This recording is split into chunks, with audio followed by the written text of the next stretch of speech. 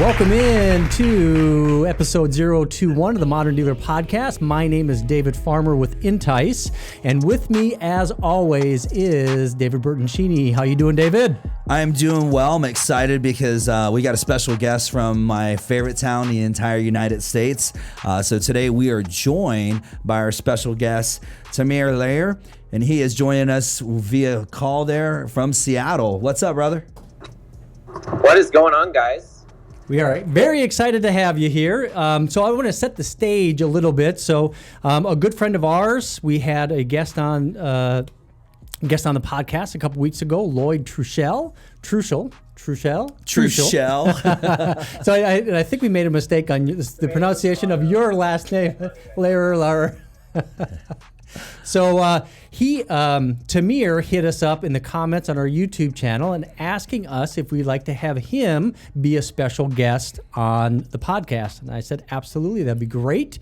We talked about F&I with Lloyd Truschell, and we're going to be talking about millennials in the car business and really that whole generational shift from baby boomers to Gen Xers and now to millennials and Gen Z.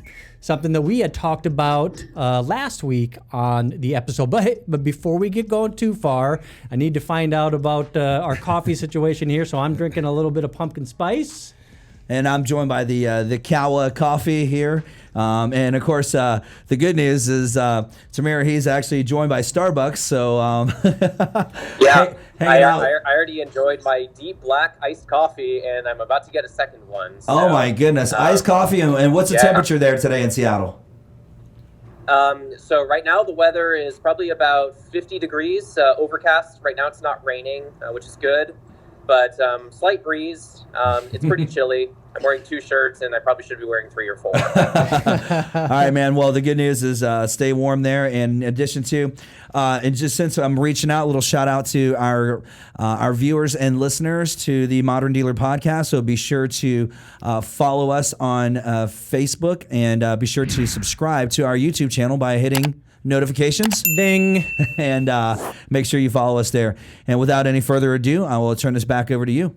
All right, sounds good. So one of the things that we like to do when we have guests on the Modern Dealer Podcast is we like to find out the origin story of our guests. And what we mean by that is tell us a little bit about what brought you into the car business, and tell us a little bit about the career that you've had in the car business. So just a little bit of general background, if you will. Yeah, absolutely. So since I was a little kid, I always really loved cars. My dad had a pretty nice little collection himself. He had a couple of Mercedes SL convertibles when I was little. And then the last amazing car that he had was a Maserati Coupe GT. So the love was definitely passed down from him.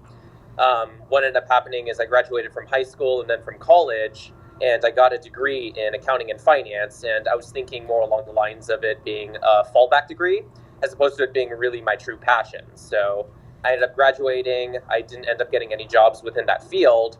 And so I started looking around on Craigslist for different jobs because I didn't really know how to look for a job otherwise. And a couple months after I graduated school, I ended up finding a listing for a sales position at an Audi store here in the Seattle area. So I decided to apply for it, and I started interviewing for it in a traditional interview fashion. And about a month later, I ended up getting the job, and I started selling cars, and I've been selling cars ever since. Awesome. So before we go into some of the other dealerships and some of the other positions that you've had, do you remember the first vehicle that you sold? Yes. The first vehicle I sold was a certified pre-owned 2011 Audi A5 Coupe with a manual transmission, and it had only 16,000 miles, and the new owner of it, he was absolutely ecstatic to find it because it was kind of a unicorn. Yeah. It still is a unicorn to this day. And I remember he had a car that he actually wasn't trading in. He had a 1990 something, I don't remember the exact year, but it was a Nissan 200SX with 220,000 miles on it, also a manual transmission. And the car looked gorgeous. Like, you could not tell it had 220,000 miles on it. So he definitely took care of his car, and he wanted something that was a little newer, a little nicer. And so that's how we found this Audi, and that's how we found the dealership. And that was my first deal.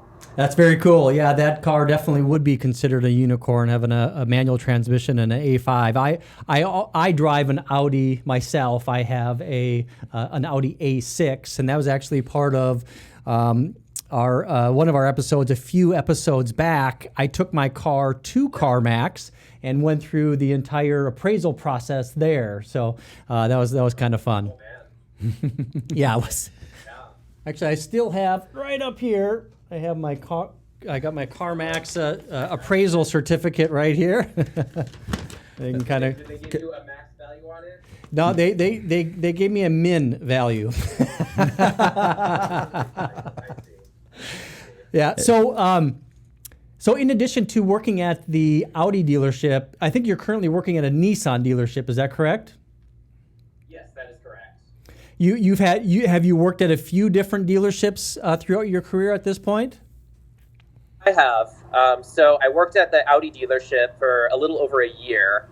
And then what ended up happening, which seems to happen to car guys at some point in their career, is I ended up getting fed up with the idea that it's commission-only sales. So I ended up leaving, and one of my friends was working at Comcast, and he said, "Hey, you should come work at Comcast. It is an absolutely fantastic job opportunity. You can make six figures easily." And long story short is I decided to take him up on his advice, and I went to work for Comcast. And 2 days after I started working at Comcast, he quit. Oh, nice. And so I thought, that was fast. And so long story short is I didn't end up lasting too long at Comcast. And then maybe a month and a half later, I ended up going back to work in the car business. Gotcha. So I ended up going to a couple of other dealerships. I went to work for a Lexus store that's in Seattle. I worked there for a few years, and that was a really amazing store to work at. I took another hiatus after that, and then I came back to the car business again, and I've basically been working at the Nissan store ever since. Very cool. Very cool. That's I think that's probably a very similar path that a lot of people take in the car business. To set the stage a little bit, one of the things that we talked about last week's episode is the generational divide of the car business, and we talked about the meme that's going around right now, "Okay, Boomer," which I do really love, especially knowing that we're like right in the middle. The Gen Xers is like millennials, boomers, or like right in the middle of both. So to set the stage a little bit, are you a millennial? Are you a Gen Z? Or are you a Gen Xer? So to be frank, I'm 30 years old, and some people will... Sorry, there's an echo. Some people will say I'm a millennial. Some will say I'm a Gen Xer. I tend to say I'm more of an old millennial, so I would probably qualify as a millennial for sake of that question.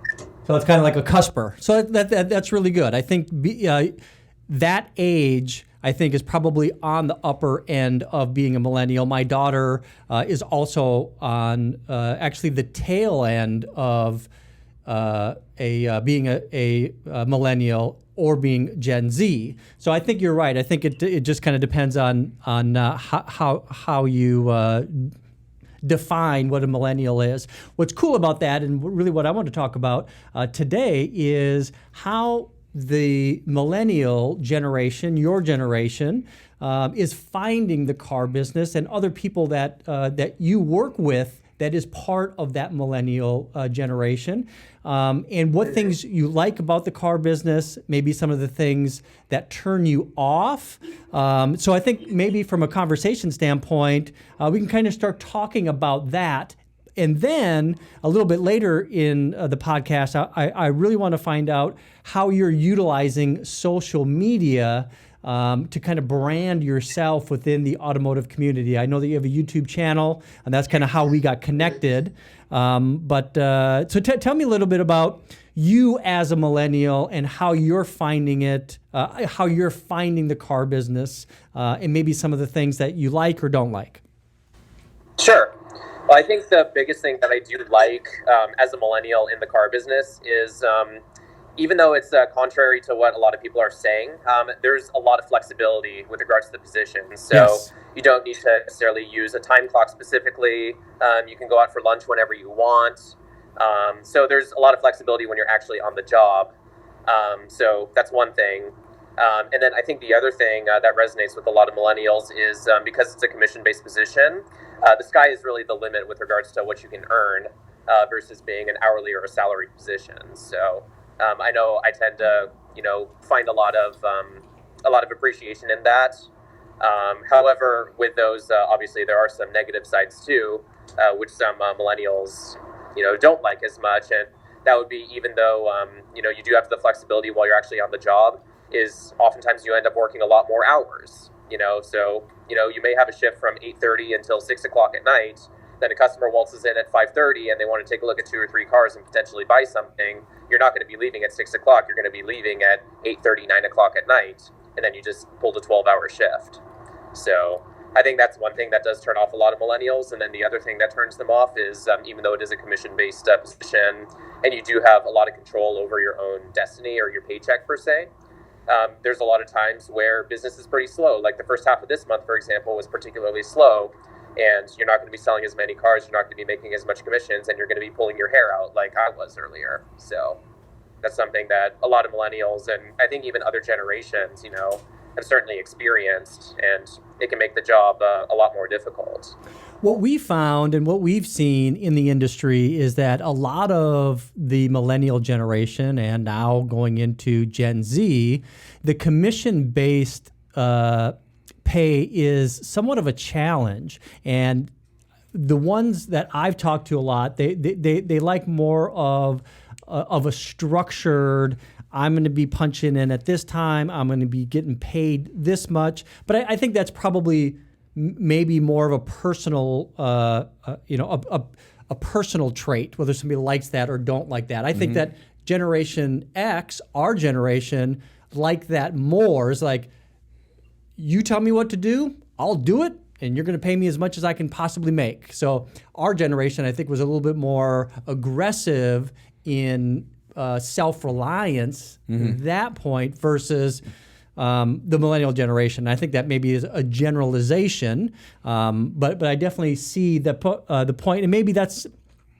some of the experience that you've had where you've tried the car business, you come out, and now you're at a point where I have a good understanding what the car business is like. I feel comfortable that if I go in, I'm going to be able to sell so many cars and make money. So maybe as your skill level increases and your comfort, it gives you a little bit more confidence. Yes, and I would definitely agree with that. I think it is a generalization, but the other thing that I'm finding as I do get older is I'm not letting it get to me as much because, like I was mentioning, the first couple of weeks of this month were particularly slow. But, just over the weekend, for example, I'm the internet sales manager at my own store, and I saw a huge influx of internet traffic. And so I started getting in touch with all these clients, and they're all setting appointments, and they're buying cars. And so it's starting to, look more positively for the overall outlook of the month. And so being that I've been doing this for 8 years, even though I am a millennial, I have an expectation of what to expect. Yeah, absolutely. So I came across an article and I wanted to talk about it in this episode, and I couldn't find it again to add it to our show notes, but I'll find it and I'll include it in our show notes. It was actually about Lithia. So I don't know if Lithia has any stores in the Seattle area. They actually just purchased. They do? Okay. They do. So Lithia just actually is entering the Tampa market now, where we're based. They bought 3 stores, a couple Honda stores, and a Toyota store. They're moving into this market. They're expanding their dealership body. The reason I bring them up, there's an article that was released within the last couple days that they are rolling out a pilot program that they've started, I think, at a couple dealerships in the Georgia market. And this process is really redefining automotive retail from a dealership standpoint. It looks like and I wish I had some of the quotes from it, but after just scanning the article, is they are looking to redefine the culture inside a store with things like getting rid of managers, getting rid of finance managers, creating a one-person, one-touch, one-process sales experience, getting rid of the 6-7 day a week schedule, moving to a 4-day per week schedule for their employees. And there's some other things. So pretty aggressive change that they're planning on rolling out to all their stores. Kind of similar to what we experienced in the early 2000s with what AutoNation did, what they wanted to do with their one price process. So it will be very interesting to see their success as they roll out this new revitalized process. Now, the reason I bring that up is from a discussion standpoint, is we were talking with Sandeep last week in episode 020, and one of the things that he's doing at his store and his group is he's bringing in the Millennial and Gen Z generation into the car business, but bringing them into what they call a genius role versus a sales role. Have you had any experience of anybody that's kind of in that delivery or process expert? I think Lexus has people like that. I think BMW have people like that. What's your take on bringing millennials in a kind of a more safer environment in a salaried position? Yeah. Well, I know it's something that a lot of the stores, even in the Seattle area, have tried to replicate or even do altogether. So I think with Lithia's with their attempt to remove the sales manager and the finance manager and basically remove all these different layers to the transaction, it does help to streamline the process to a huge degree, and it can be very successful. However, it's not something that would be successful immediately. It's something that's going to take some time. And the primary reason for that is because the majority of people that are purchasing vehicles right now, they're going to be Gen Xers or older. So there'll be some baby boomers in there, even some traditionalists that come in. And they're already conditioned to know or to feel what the car process is like.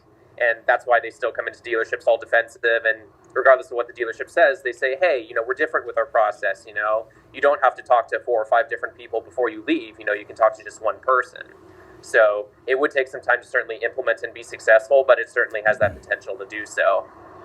Let me ask you a question. Since you're the internet manager at your dealership, and when you're hiring new salespeople and you're interviewing them, what are you doing to make the car business seem more attractive? Because we know that the flexibility in hours is one thing and pay is another thing. How are you finding new people to fill your internet department? Well, the internet department is just me and one other person, and typically we'll be hiring for just a standard floor salesperson first. Because a lot of the people that end up coming looking for a position, they end up being new to the car business. There are some experienced people that do come on board to fill important positions, but what we do is we just tell them, quite frankly, what the car business is like and what to reasonably expect. And a lot of our new hires, they're coming from positions like, we just hired somebody who worked at Fred Meyer. They were, a bag boy, to say the least. Yeah. And, they were tired of being paid, essentially minimum wage, and especially in Seattle's housing market, that doesn't pay the bills. Right. So they said they wanted a sales position, and they said what their expectation was as far as commission pay.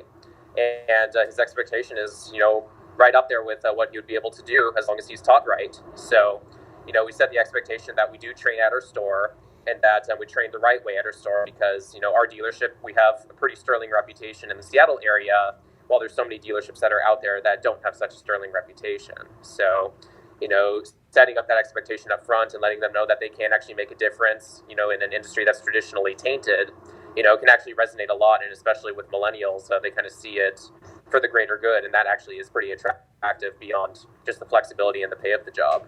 Awesome. Well, I tell you what, we are 20 minutes and 17 seconds into the first segment of the Modern Dealer Podcast, episode 021. So what we're going to do is we're going to take a quick break, and then we're going to come back and get into talking about YouTube. Your YouTube channel. Your YouTube channel and how you're using that to kind of brand yourself using social media and for the car business. So with that, we're going to take a quick break, and we'll be right back.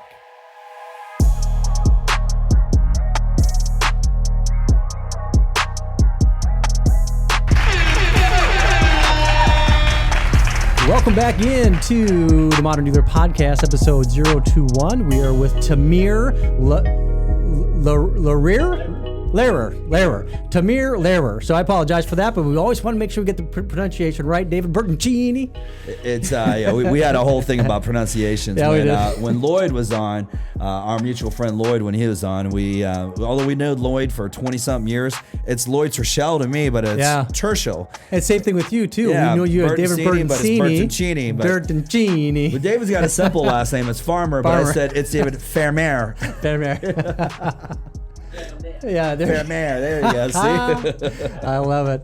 But before we took the break, we were just about to get into your success. You have a lot of success right now on YouTube. And for those of our folks that are listening and watching to the Modern Dealer Podcast, please check out Tamir, his YouTube channel. We'll put it in the show notes, and we'll put it up right here. Bam, we got it up right there. And then we're going to ask you to subscribe and make sure you turn on the notifications. Bing, so you can actually get notifications. Yep. So that's a good plug for your channel right there. But the good news is, he's doing something that does fall in the modern dealer model, and that is utilizing different platforms to make a brand for himself. And as a internet manager of a dealership, and also just independently in the car business and a passion for the business, utilizing your YouTube channel.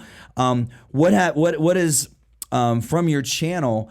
What kind of feedback are you getting from? Are you getting customers that stumble across one of your videos and come in and purchase a vehicle from you? But what kind of what are you feeding back from the streets there from YouTube? I'm actually getting a lot of mixed feedback from the channel regarding it.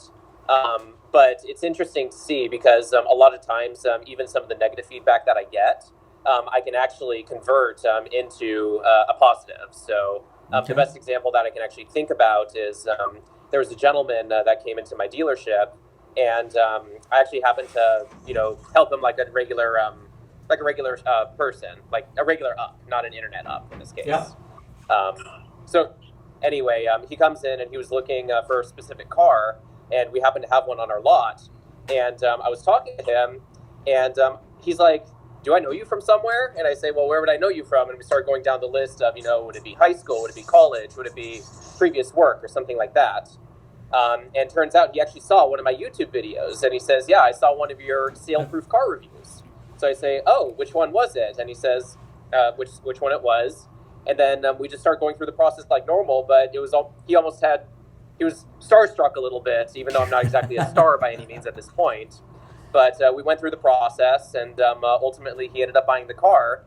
And then later on, a couple weeks later, I actually kept in touch with him, and he had a car that I wanted to review, and so I reviewed it. Awesome. So I reviewed that car, and I put it on my YouTube. So it kind of creates a separate connection beyond just the showroom. And so that's really what I'm looking to do, because there's so many people that say you can't be friends with your car salesperson, and I think you can, quite frankly. Absolutely. I 100% agree with that, because think about this. I mean, you're currently working at a Nissan dealership, and a Nissan Altima, I mean, they can get it in Everett, they can get it in Seattle, they can get it in Bellevue. There's so many different Nissan dealerships just in the Pacific Northwest area where you're at that, you can get the same vehicle no matter where you go. But what makes it different is the connection that your customer is going to have with you and setting yourself apart, because the car's a commodity, but people are not a commodity. And you make that personal connection with somebody.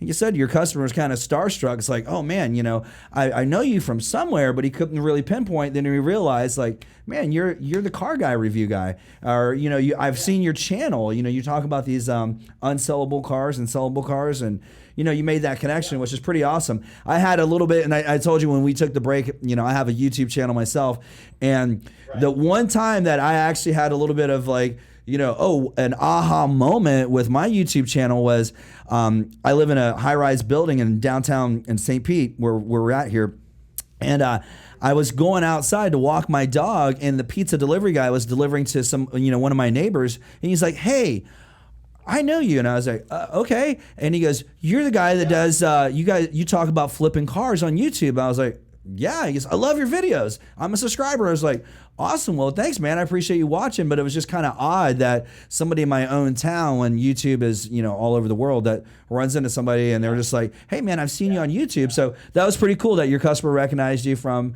your channel. And it's making that personal connection. Like the goal you're trying to make is like, hey, we sell cars, but we're human beings too, man. We have lives and we're real people. Yeah, exactly. And I think that's really why the channel is successful in that regard. And even though, it's only trickling in a little bit at this point, because my channel is still relatively small compared to other channels that do, very similar things to I do.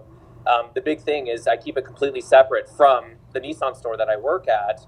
And so when they see a variety of different cars, or they see me talking about a variety of different issues that are current issues within the car business, a lot of people can relate to that, and, it attaches my face to it and it makes it more relevant. Well, I think a big piece of looking at the millennial generation and utilizing the technology that's available today, one of the things that we like to talk about on the Modern Dealer podcast is really investigating and trying to define what is the modern dealer. What is the generation of people that are selling cars, buying cars? What are they doing today that's different than the way that we did things 20 years ago? And what is this business going to transform into over the next 20 years? One of the things that I love is the idea of utilizing social media and the ability to create a personal brand. So I give you high props for doing the work to actually, you could be a shining example of what salespeople should aspire to be in automotive. Everybody has the opportunity to create a YouTube channel. There's no cost associated with it. And it just takes the effort of actually going through the steps of learning how to utilize a smartphone, creating the content, doing a little bit of editing, and just using some ingenuity in creating good content. So I love the fact that you represent a millennial in the car business, utilizing social media to create a personal brand to differentiate you versus everybody else. So again, high props to you. I love that. Well, thank you. And the other thing to keep in mind while we're on that topic is even for anybody that's watching that's been in the car business for some time, that's maybe an older Gen X or a baby boomer, is the process still hasn't changed.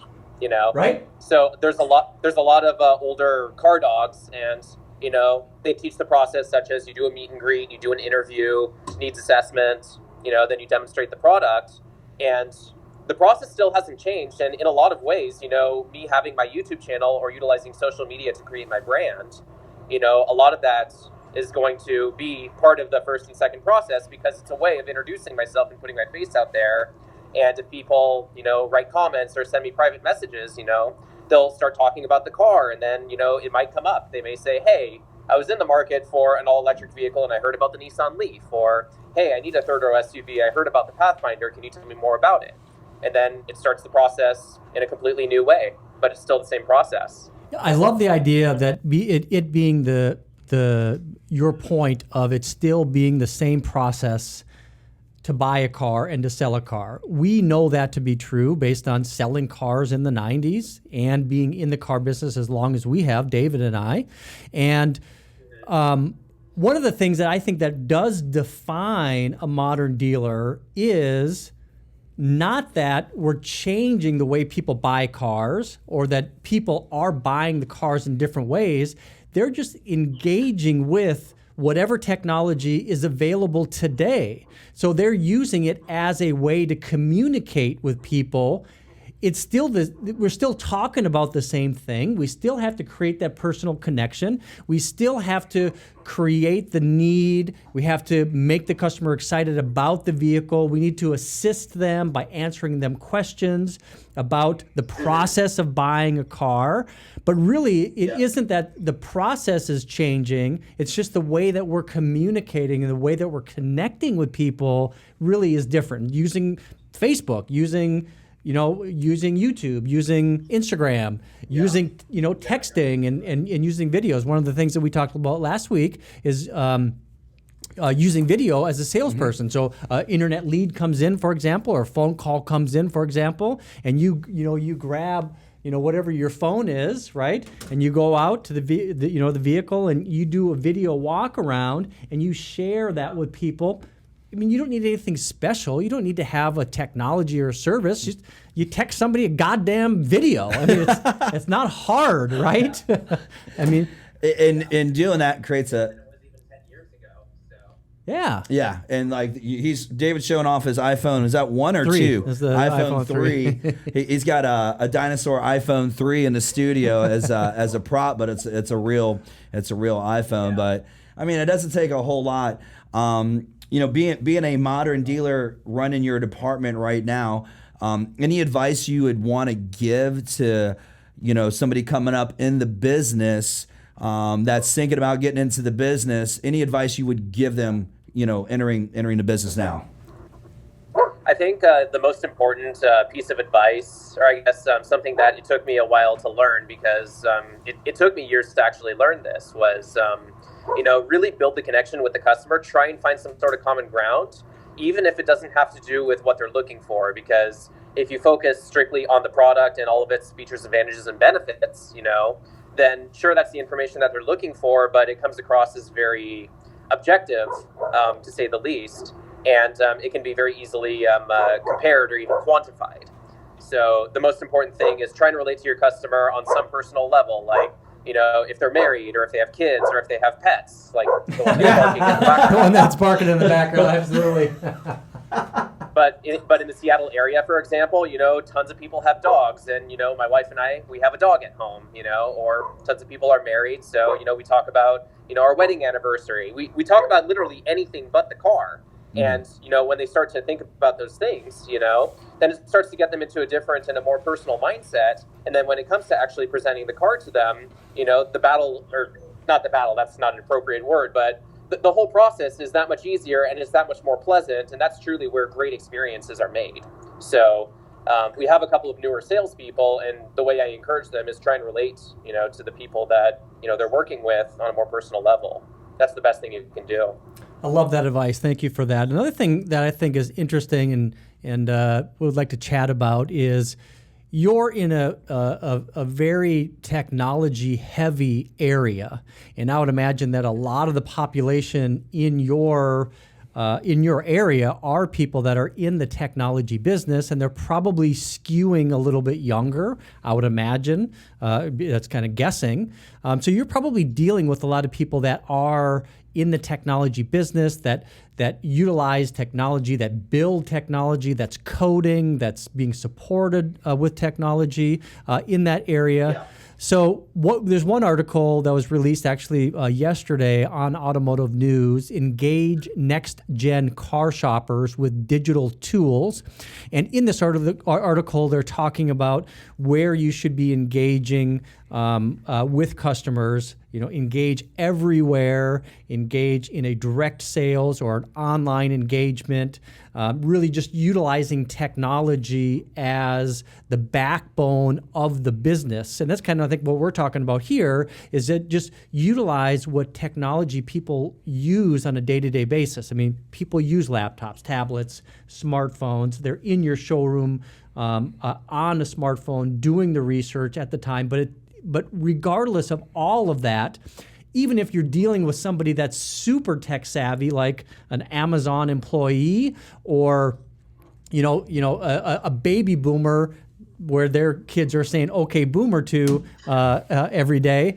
The personal connection doesn't change. It's just the way that we're kind of communicating with them, right? So, I guess with that, do you see a lot of technology savvy people really not leveraging technology and really just going through a process of buying a car? I mean, is it any different in Seattle than it is in Tampa or Wyoming?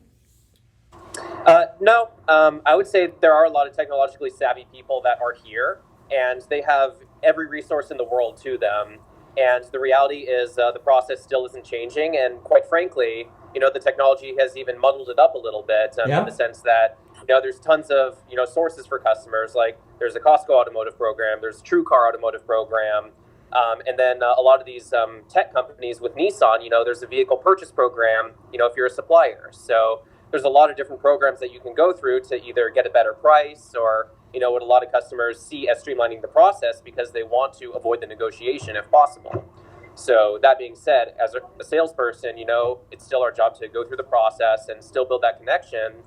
There's a lot of times where even when, they go through this pre-negotiation, they still expect to negotiate at the end with the salesperson to some degree. So as a salesperson, it is our job to kind of walk them through how the process works, even if it gets adversarial to some degree, and just do our job. Yep, I definitely believe that technology really becomes kind of the underpinnings of the way that we communicate, but it is all about creating a personal connection. The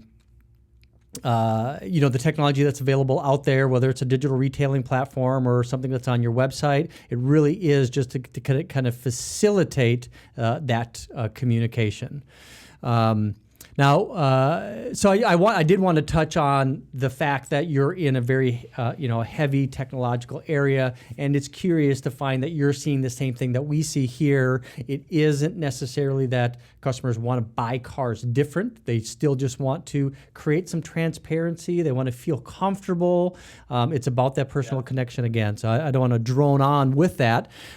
So another piece, we do have a few minutes left in our episode 021. I'd like to maybe dig in a little bit more about YouTube. I know that you have a personal YouTube channel. We're building a YouTube channel for us.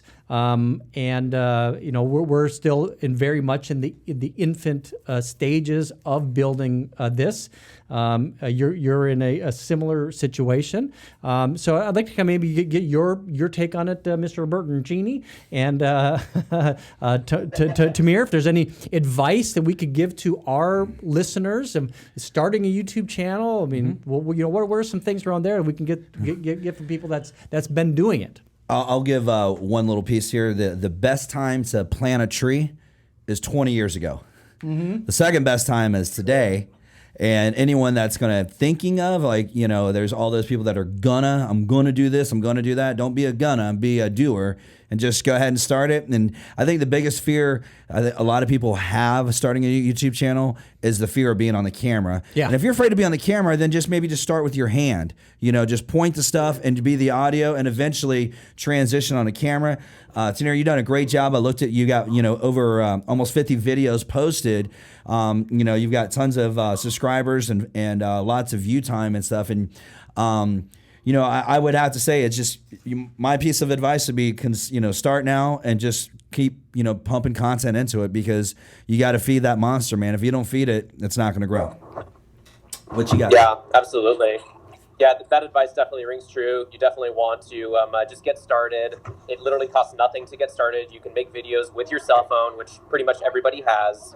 And the other thing that I guess I would add on to that is you are going to get some blowback from certain people that are watching you. So I know I've gotten it. I don't know if you guys have seen it. You guys certainly will see it in the future.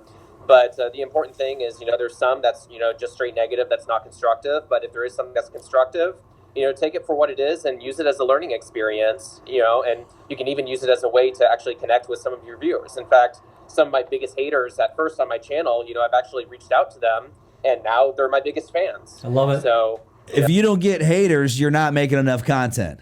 You're not posting enough. You should have haters. I mean, I welcome the haters, and it's a good thing. That means if you're just trickling out a tiny bit, that means you're and you don't have any haters, you're not doing a really good job. But if you're putting out so much that you have people, they'll make a comment about something you did, and either you did a great job by embracing them and turning a fire into ice, and making a true follower out of them.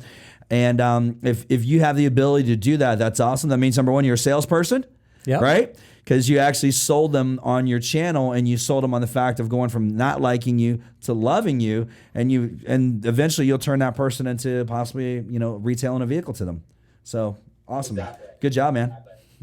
One piece of advice that I would give. One piece of advice that I would give as a new YouTuber, now we're 21 episodes in the Modern Dealer podcast, is the idea that you're chasing this perfect ideal of what you think video content should look like. So, for example, for me, I have always had this feeling that if I was going to do a video, it had to be like super professional, scripted, clean shaven, suit on, and kind of represent, what does a professional, technology supplier in the automotive space need to look like? And I think that's what I had that vision of. And until I came to the realization that just being yourself, being as authentic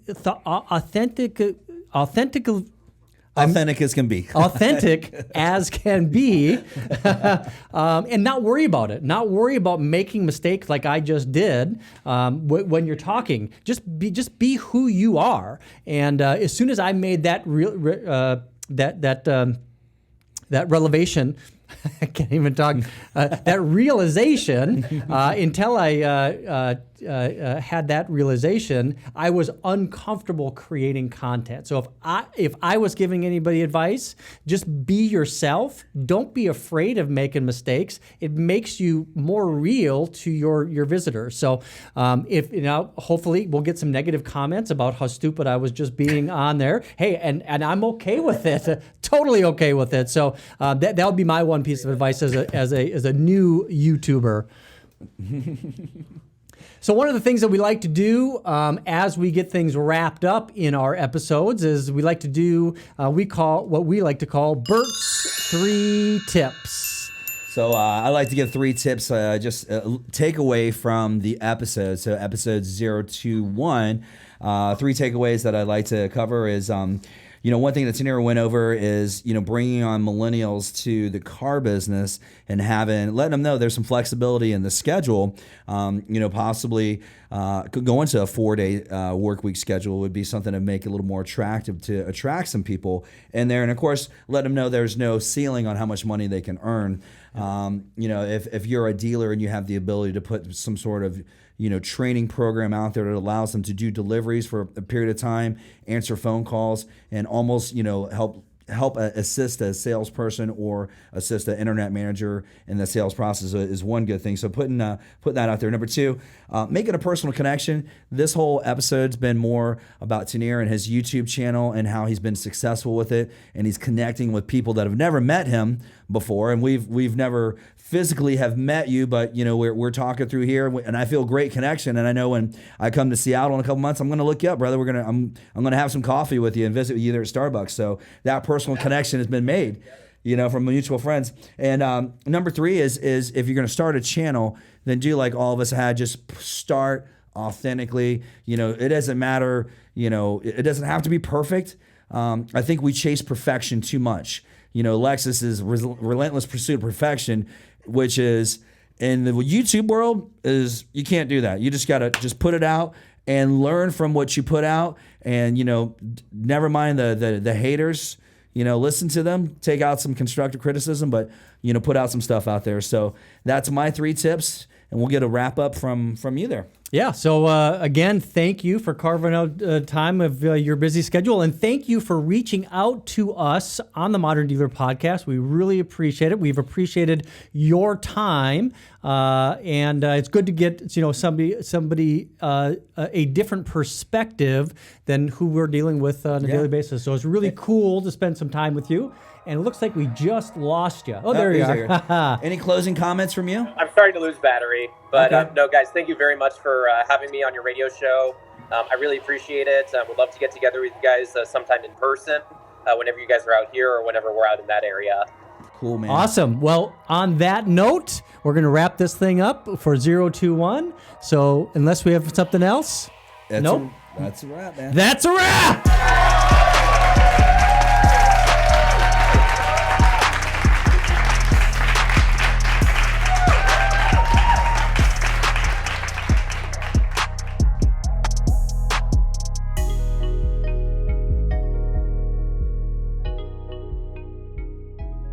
Oh, you're such a dick, David.